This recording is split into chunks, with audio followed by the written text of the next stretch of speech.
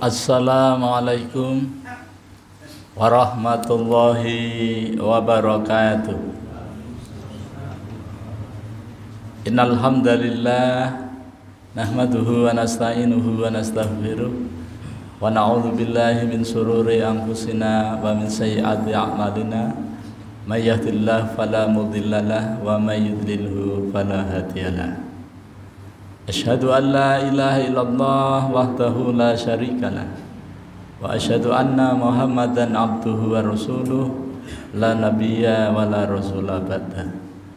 Allahumma salli wa sallim wa barik ala hadzal nabiyil karim wa ala alihi wa sahbihi ajma'in, amma ba'd.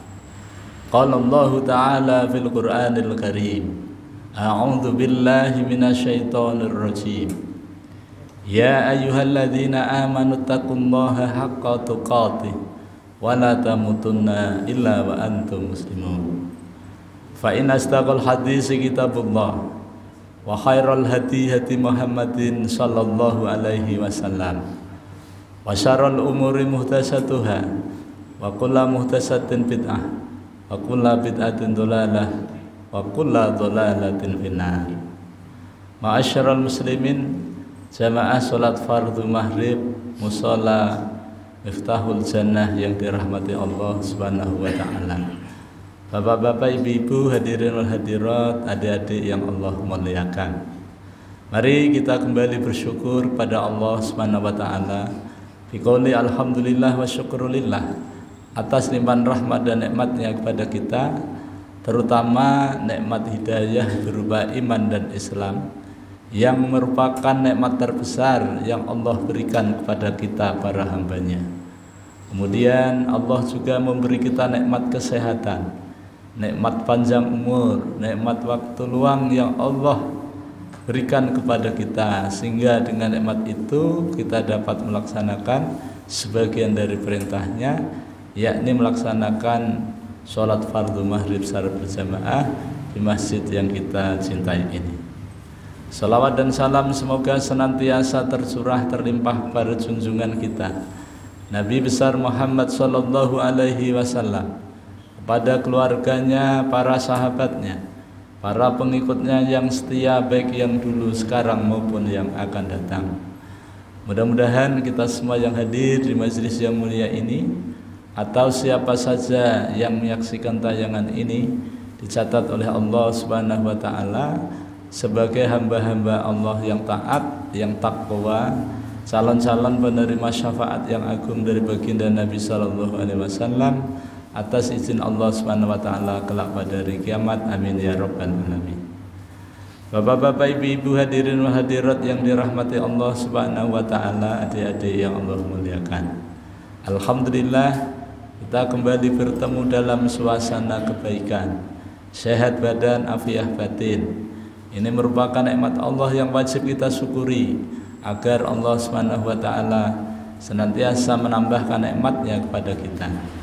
Jangan sampai kita termasuk orang-orang yang kufur nikmat. Ketahuilah sesungguhnya azab Allah amat sangat pedih. Malam ini kita berada di tanggal 13 Rabiul Akhir, bulan yang keempat, 1447 Hijriah, bertepatan dengan tanggal 3 Oktober 2025 Miladiyah. Kita akan melanjutkan kajian kita ngaji bareng Ma'rifatul Quran fi Tarjamatil Quran, mengenal Al-Quran melalui tarjamahnya, dalam rangka untuk meningkatkan kualitas iman dan takwa kita kepada Allah Subhanahu wa taala semata. Tema kita pada malam hari ini adalah mengenal Allah di dalam Al-Quran. Kenapa kita mesti mengenal Allah? Toh sudah setiap saat kita sudah tahu, sudah kenal, ya. Itu bagi yang merasa kenal, bagi yang merasa tahu. Apakah pengenalan kita kepada Allah, pengetahuan kita terhadap Allah itu diakui atau tidak? Untuk itu, supaya kita makin dekat dengan Allah, maka kita belajar untuk mengenalnya, mengenal Allah. Dari mana? Dari namanya. Kemudian dari apanya lagi? Dari sifatnya. Kemudian dari pekerjaannya. Jadi mengenal Allah melalui 3 tahapan. 1, nama Allah itu sendiri. Para ulama yang kompeten dalam menghitung nama-nama Allah di dalam Al-Quran itu tidak kurang dari 2724 kali.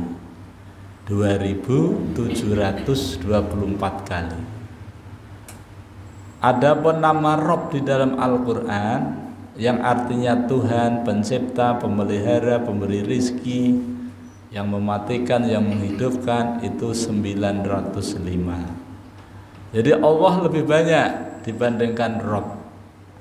Dan Rabb ini bagian dari nama Allah Subhanahu wa taala. Di dalam banyak ayat Allah Subhanahu wa taala menyatakan wallahu alladzi la ilaha illahu al-alimul ghaibi wasyahadah huwar rahmanur rahim. Jadi di sini ada kata Allah. Apakah maknanya Allah itu?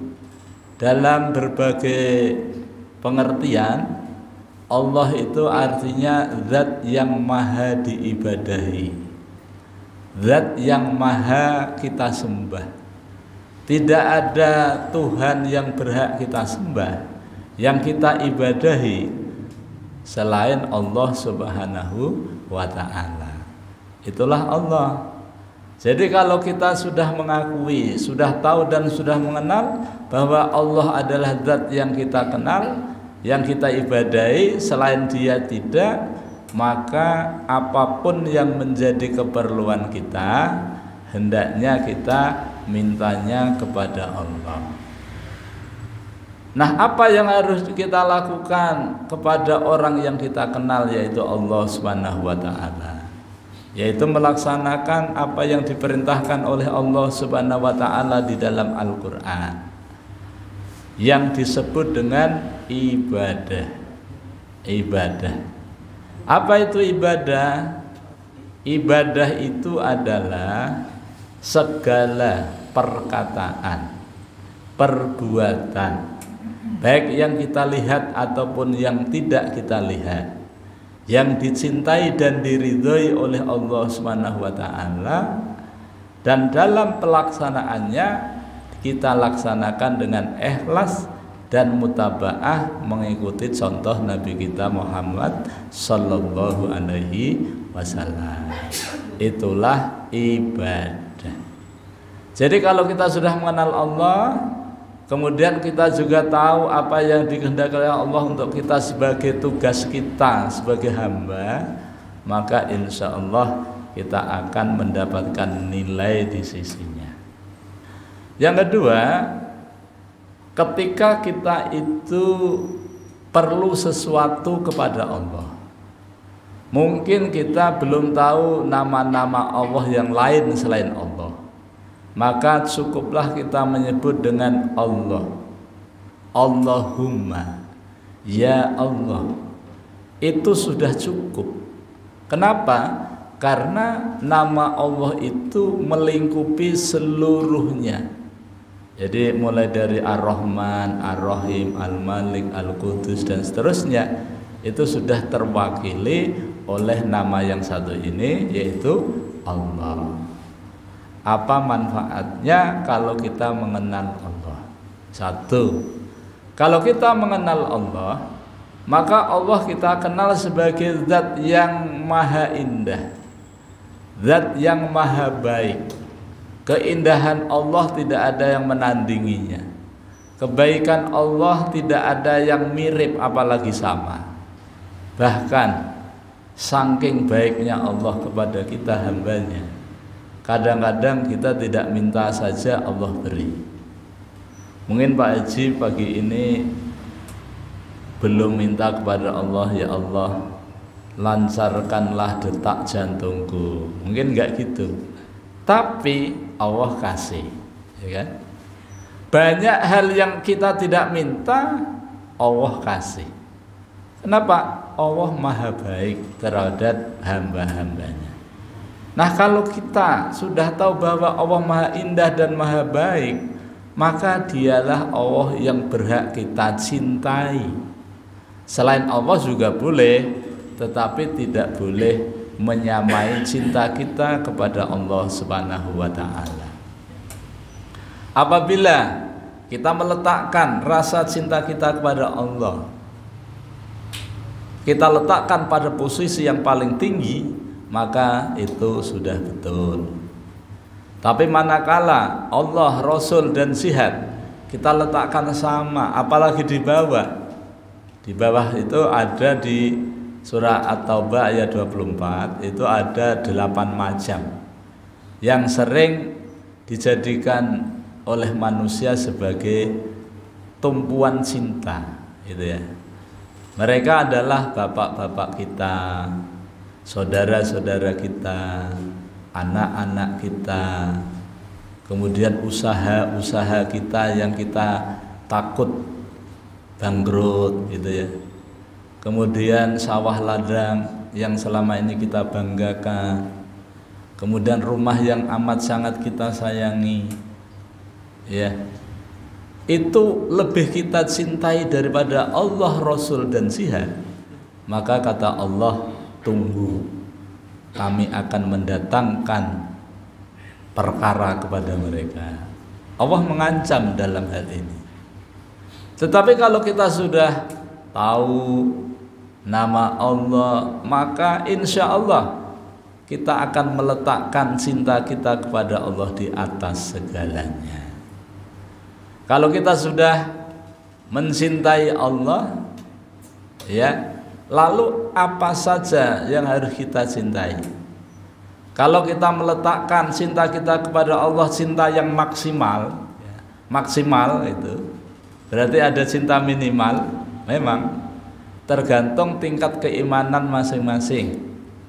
Kalau kita letakkan cinta kita kepada Allah itu tingkat maksimal, maka kita akan senantiasa mencintai apa dan siapa yang dicintai oleh Allah, dan kita akan membenci apa dan siapa yang dibenci oleh Allah. Jadi apa dan siapa yang dicintai oleh Allah, kita cinta. Apa dan siapa yang dibenci oleh Allah, kita benci, gitu ya. Dan semua itu kita lakukan karena Allah semata. Alhamdulillah. Ini tadi juga nggak berdoa kan? Tapi Allah datangkan. Ini baik Allah. Allah maha baik. Apalagi kalau kita dalam keadaan sehat, ya, makan apapun itu terasa nyaman, ya, ya. Alhamdulillah. Ini pahalanya ganal sekali ini. Alhamdulillah. Ini kayak di surga ya seperti itu. Nanti setiap kali ahli surga didatangkan rezeki dari buah-buahan, nanti didatangkan lagi. Ketika ahli surga, oh ini dulu pernah, maksudnya waktu di dunia ingat, oh dulu pernah, gitu. Sekarang kita latihan menikmati nikmat surga. Tapi ini masing-masing Bapak Ibu ya, adik-adik ini, antara Pak Haji dengan Pak Haji yang lain, walaupun wadahnya sama, nikmatnya sama, tapi Allah merahasiakan. Di mana letaknya? Allah mungkin gini, wadah itu nyaman. Di mana nyamannya? Coba jelaskan. Insya Allah nggak bisa, cuma nyaman aja, ya kan? Mangga masak di musimnya, manis, gitu ya. Begitu habis kita makan, nyaman. Tapi untuk menjelaskan nyaman itu seperti apa? Nggak bisa, ya, Masya Allah. Itu bagian dari kebaikan Allah Subhanahu wa ta'ala. Bapak-bapak, ibu-ibu, hadirin wal hadirat yang dirahmati Allah Subhanahu wa ta'ala, adik-adik yang Allah muliakan.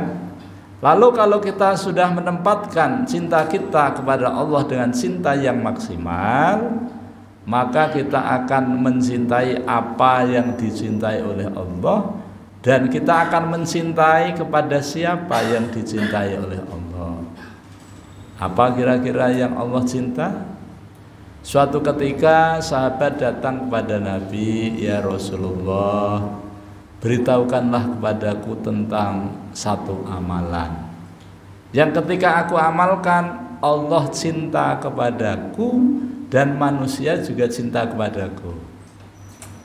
Lalu Rasulullah menjelaskan sebagai sebuah jawaban, supaya kamu dicintai oleh Allah, maka zuhudlah kamu kepada dunia. Jadi Nabi menyuruh zuhud kepada dunia. Apa itu zuhud? Mengambil dunia seperlunya saja untuk bekal hidup, ya, dan bekal untuk beramal menghadap Allah nanti. Jadi zuhud kepada dunia. Kemudian yang kedua, zuhudlah kamu kepada apa yang dimiliki oleh manusia. Yang dimiliki oleh manusia itu ya ada uang, ada sepeda motor, ada mobil, ada rumah, dan ada harta benda yang lainnya. Ketika kita tidak ada perasaan ingin memilikinya, maka itu zuhud.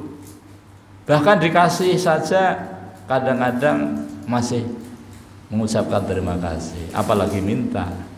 Nah, ketika kita zuhud terhadap apa yang dimiliki oleh manusia, maka kita akan dicintai oleh manusia.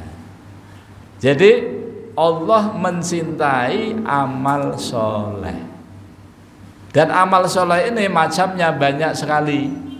Amal soleh itu adalah amal yang ketika kita kerjakan sesuai dengan perintah Allah dan petunjuk Rasulullah, dan juga dicontohkan oleh Rasulullah dalam pelaksanaannya, maka itu disebut dengan amal soleh. Dan ketika kita beramal soleh, maka Allah akan membalas amal soleh itu dengan berlipat ganda. Kehadiran Bapak Ibu di sini, adik-adik, di tempat yang mulia ini adalah bagian dari amal soleh, bukan amal salah. Tepat sekali kalau kita hadir di majelis yang mulia, minimal kita mendapatkan 4 keutamaan. Dan 4 keutamaan ini hanya diberikan Allah kepada kita yang duduk di majelis ilmu. Dan ini tidak bisa kita dapatkan bagi orang-orang yang di kafe, di warung kopi, duduk-duduk di warung, itu enggak dapat. Nah, 4 perkara itu hanya didapatkan kepada orang yang duduk di majelis taklim seperti ini, dari ba'da maghrib sampai isya. Insya Allah akan kasih luar biasa. Yang pertama, Allah akan memberikan kepada orang yang ada di majelis taklim yaitu ketenangan hati, ketenangan jiwa. Walaupun kita kaya raya atau miskin papa, enggak punya apa-apa, tapi kalau Allah berikan ketenangan di hati kita, maka seakan-akan semua ada pada diri kita. Makanya kaya yang hakiki itu ada di hati kita. Tapi kalau kita tidak tenang, gundah gulana, gelisah, walaupun kaya raya apalagi miskin, ya, berarti hati kita bukannya lapang, justru sempit. Orang yang hadir di majelis taklim, di majelis ilmu seperti ini, Allah akan turunkan ketenangan. Yang kedua, Allah akan curahkan rahmatnya, kasih sayangnya kepada kita. Jadi Allah mencurahkan kasih sayangnya kepada kita. Padahal Allah punya 100 rahmat. Yang 99 disimpan, akan diberikan Allah kepada hamba-hambanya yang beriman kelak pada hari kiamat.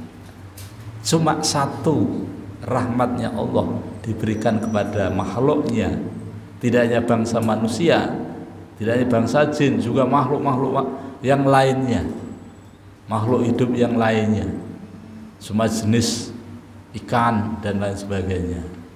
Itu hanya 1 rahmat yang Allah berikan kepada kita. Bagaimana lagi 99 itu? Dan Allah akan memberikannya nanti pada hari kiamat. Nah, Allah akan mencurahkan rahmatnya kepada orang-orang yang hadir di majelis ilmu. Dan rahmat ini tidak ada yang jual. Di apotek nggak ada, di warung juga nggak ada. Yang ada di majelis ilmu. Secara gratis Allah berikan kepada kita, yaitu rahmatnya. Kemudian yang ketiga, Allah utus beberapa banyak malaikat untuk menaungi orang-orang yang ada di majelis ilmu. Di ruangan ini yang terbanyak adalah para malaikat. Hanya saja kita tidak bisa mencapai. Padahal ini menurut riwayat penuh. Setiap ada majelis taklim, maka Allah utus malaikat untuk menaunginya. Apa tugasnya malaikat di majelis taklim itu? Mendoakan.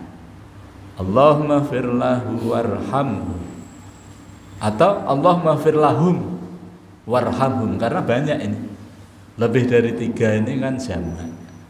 Ya Allah, kasih sayangilah mereka yang ada di majelis taklim. Ampunilah dosa dan kesalahannya orang yang ada di majelis taklim.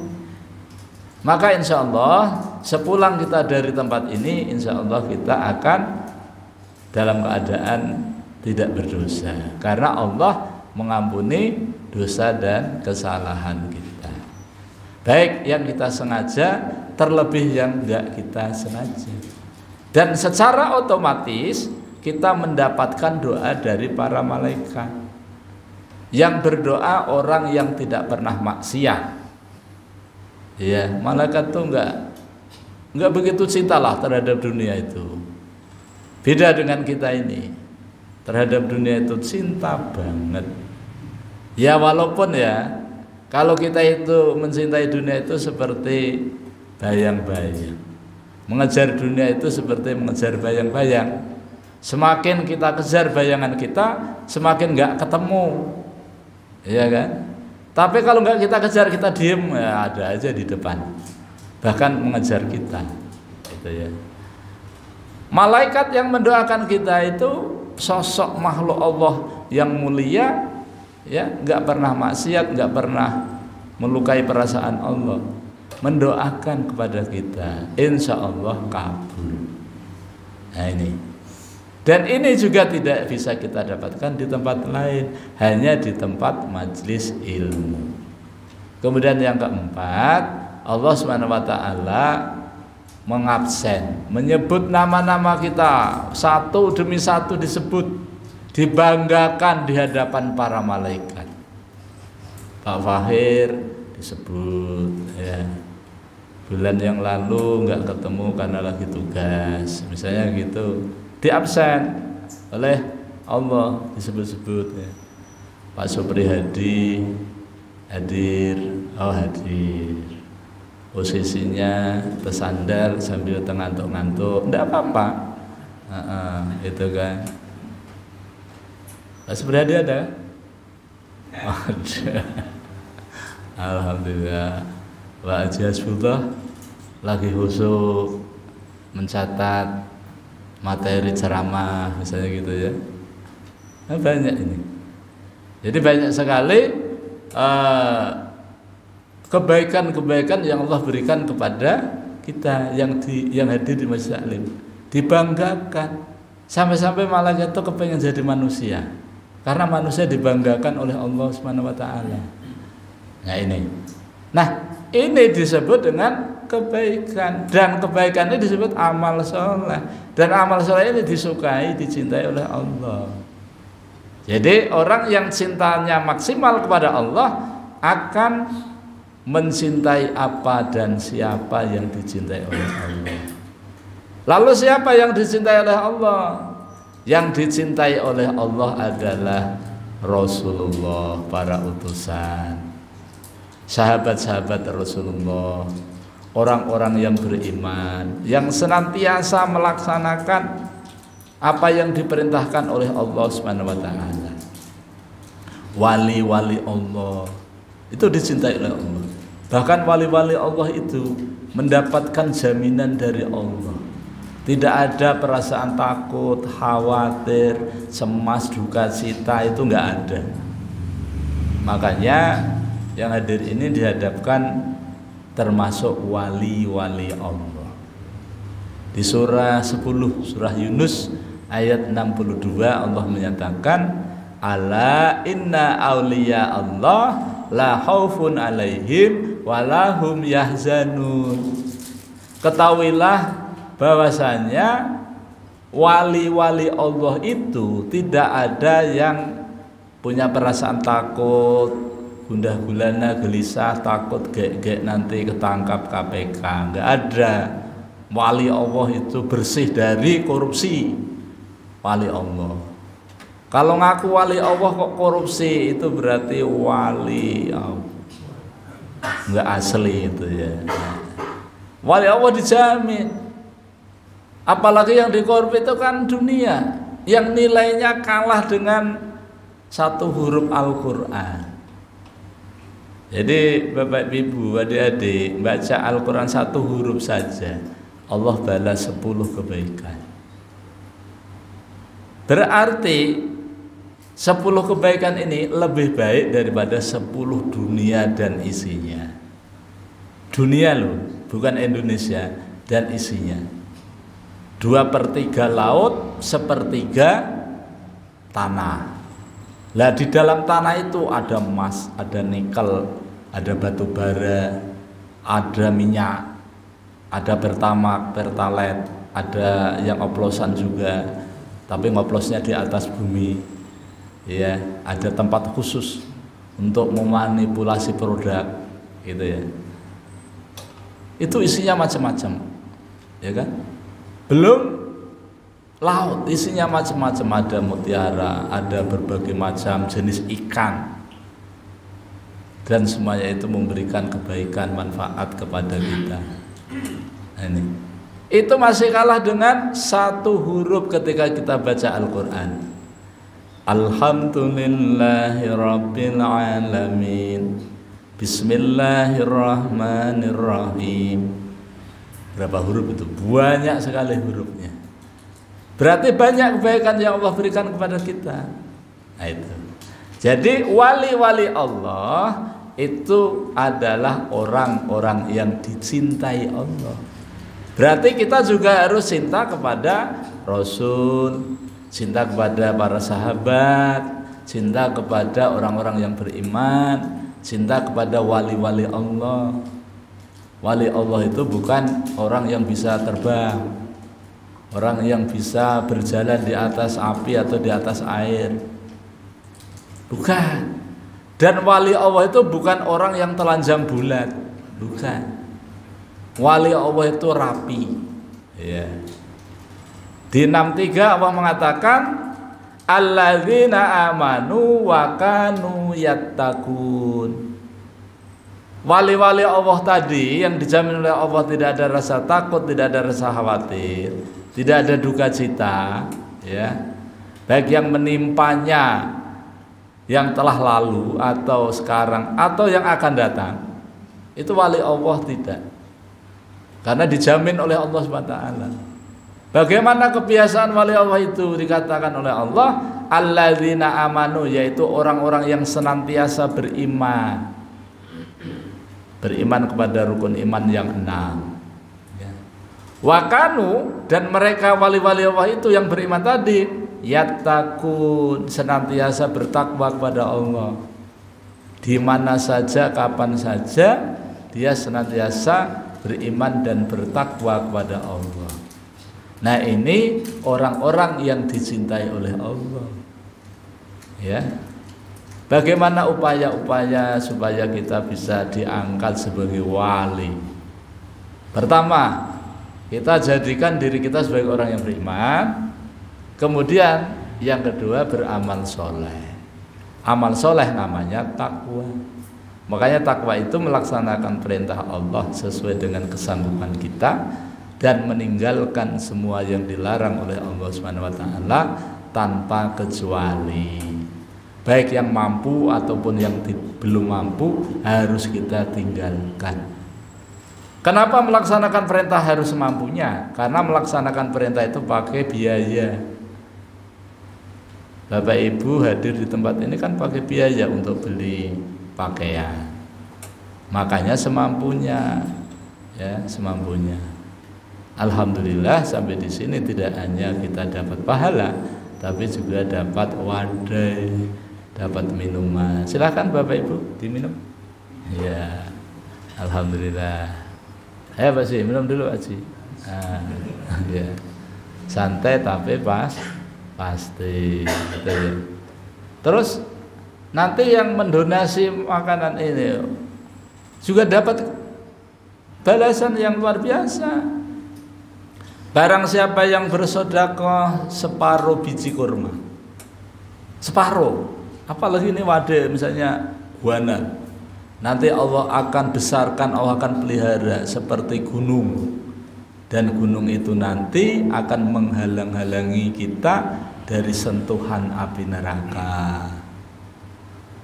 Nah nih, kalau begitu untuk taklim yang akan datang wadahnya diganalin gitu ya. Diganalin. Oh nggak usah gandal karena sudah cetakannya sudah segitu kan. Atau mungkin kuantitasnya yang ditambah itu ya. Dan alhamdulillah zaman ulun masih halus ya Pak Fahir. Dulu waktu kita kecil hadir di masjid taklim gini mana ada minuman. Apalagi wadah-wadah nggak ada, kecuali yang bawa sendiri dari rumah, nanti dimakan setelah selesai pelajaran. Sekarang ini masya Allah pelayanannya majelis takmir masjid, musola, langgar, surau itu ya, habis taklim bubur di Al Jihad itu. Senin Kemis ada buka puasa, Ahad ada bubur, di Hasanuddin ya itu Ahad pagi juga ada makanan berbagai macam, ya kan. Senin Kamis buka puasa, Kamis pagi bagi yang nggak puasa juga ada makanannya, itu kan. Masya Allah luar biasa. Jadi itu salah satu strategi untuk menarik jamaah agar jamaah semangat untuk hadir di majelis ilmu. Selain dapat pahala juga dapat makanan. Tapi nanti istri kita menyiapkan di rumah, jangan juga, tetap kita nikmati ya, walaupun kita sudah dikasih. Jadi orang yang meletakkan cintanya kepada Allah maksimal, maka kita akan mencintai apa dan siapa yang dicintai oleh Allah. Semua amal-amal soleh yang dicintai oleh Allah kita suka sesuai dengan kesanggupan kita. Sholat berjamaah, tempatnya di masjid, setelah sholat ada taklim, setelah sholat ada zikir. Tadi habis maghrib tadi kan zikir walaupun tidak nyaring. Habis imam salam istighfar 3 kali, astagfirullah, astagfirullah, astagfirullah. Kemudian tahlil 10 kali, la ilaha illallah wahdahu la syarikalah, lahul mulku wa lahul hamdu yuhyi wa yumitu wa huwa ala kulli syai'in qadir. Kemudian membaca doa agar kita dihindarkan dari azab neraka, Allahumma ajirna minan nar 7 kali. Oh, setelah istighfar tadi ada Allahumma antas salam ya. Allahumma antas salam wa minkas salam alaika ya salam tabarakta ya dzal jalali wal ikram. Di situ juga ada nama Allah, ada sifat Allah. Nah gitu. Di dalam hadis Tirmidzi, orang yang sholat maghrib dan subuh kemudian zikir baca tahlil 10 kali, maka Allah akan berikan 6 keistimewaan. 1, Allah akan ampuni 10 dosa. 10 dosa diampuni oleh Allah hanya karena kita zikir setelah sholat maghrib dan subuh, baca tahlil 10 kali. Tahlil ini sama tahlilan beda. Tahlil itu bacaannya, tahlilan itu acaranya. Jadi acara tahlilan yang dibaca la ilaha illallah. Setelah itu nggak usah makan. Kasihan yang punya rumah kan? Kalau dikasih ya alhamdulillah. Tahlil. Yang kedua, Allah akan angkat 10 derajat. Derajatnya diangkat oleh Allah 10. Yang ketiga, Allah akan kasih kita 10 kebaikan. Yang keempat, Allah akan hindarkan kita dari 10 perkara yang kita tidak suka. 10 perkara yang kita tidak suka Allah hindarkan. Hanya masalah kita zikir aja. Yang kelima, Allah akan hindarkan kita dari gangguan setan pada hari itu. Yang keenam, Allah akan hindarkan kita dari kecelakaan selama kita tidak menyekutukan Allah. Jadi di Islam ini pekerjaannya ringan, balasannya ganan. Apalagi kalau kita sering wali itu biasanya sering zikir ya. Nah, ini disuruh berhenti kan? Bapak Ibu yang dirahmati Allah Subhanahu wa taala, mungkin itu yang dapat Unu sampaikan. Mudah-mudahan pada pertemuan yang akan datang kita lanjutkan. Karena untuk mengenal Allah ini tidak cukup hanya waktu 40 menit. Jadi ya harus kita lanjutkan atau kita sampaikan secara serial gitu. Semoga Allah SWT senantiasa merahmati dan meridhoi kita semua. Ulun mohon maaf pasti banyak kelirunya, banyak salahnya dalam kajian ini. Mari kita tutup dengan baca hamdalah dan doa kafaratul majlis. Alhamdulillahirabbil alamin. Subhanakallahumma wa bihamdika asyhadu an la ilaha illa anta astaghfiruka wa atubu ilaik. Wal afu minkum. Wassalamualaikum warahmatullahi wabarakatuh.